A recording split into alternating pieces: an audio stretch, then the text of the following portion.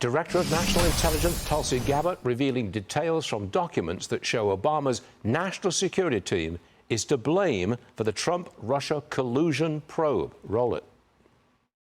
Over 100 documents that we released on Friday really detail and provide evidence of how this treasonous conspiracy was directed by President Obama just weeks before he was due to leave office, after President Trump had already gotten elected. This is not a Democrat or Republican issue. This is an issue that is so serious it should concern every single American, because it has to do with the integrity of our democratic republic. Yes, it does. State Department spokesperson Tammy Bruce joining us now. Tammy, a lot of us, myself included, always thought this was a hoax, and now Tulsi Gabbard is, I think, trying to prove it. This is a very big deal, Tammy.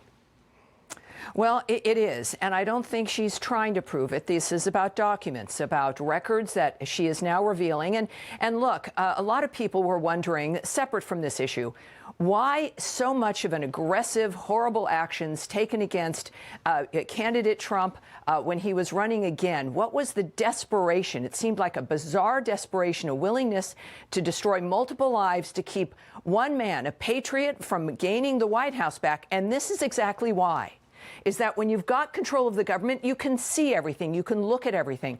And at this point, of course, this is not supposition or guesswork, which, of course, many of us saw this unfold, and we were reliant on bits that we were hearing, statements from people, and many people, of course, knew and argued that this was, in fact, the case. Now it is the proof that the Director of National Intelligence has taken and shared with the American people, and proving, in fact, that we were not wrong. But now the question becomes, how do we proceed? Are these people going to be held accountable? She used the word treasonous. That is correct. Donald Trump, thank God, he did not fold. Part of what happened to him in these last 4 years was to make him bend. And he did not, and he's not going to bend now. OK, we got these developments, Tammy. Number one, at least 73 people seeking aid in Gaza were killed Sunday by Israeli gunfire. Two, President Trump said back on Friday that more hostages will be released from Gaza shortly, his word. Three, mediators present Israel and Hamas an updated ceasefire deal. Bring them all together, Tammy. Are we close to a hostage deal?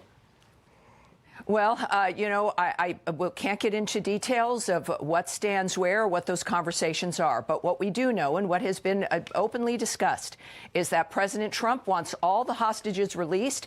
It clearly has been a hallmark of his administration and through the work of Secretary Rubio to get another ceasefire. We had one before, Stu, you'll recall. Hamas broke that. So obviously this remains a focus. The president remains optimistic. And so we are optimistic as well regarding more release of the hostages and an end to the carnage. Keep in mind, there is one group that can stop this immediately and has been able to, that continues to make this a war zone, and that's Hamas. All they've got to do is release the hostages.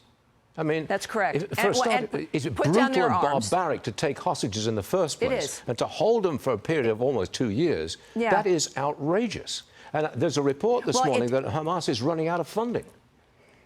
Well, yeah, one would hope so. Their main supporter, of course, Iran, is on its heels for some obvious reasons. But the fact is that these are barbarians. These are individuals who continue to terrorize the living hostages. They keep bodies as well, which then terrorizes the family members and the rest of the planet.